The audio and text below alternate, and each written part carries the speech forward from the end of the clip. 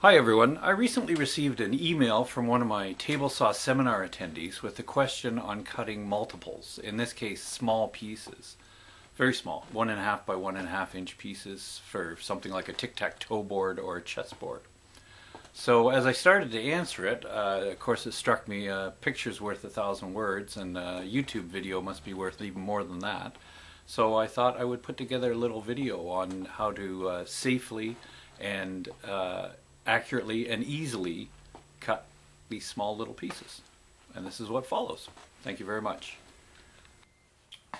Okay, here's my setup. The key to this is making an auxiliary fence for your table saw fence and a stop block that are made out of the same material. So in this case it's 3/4 inch poplar plywood with a soft maple veneer on it. It's available at the Home Depot.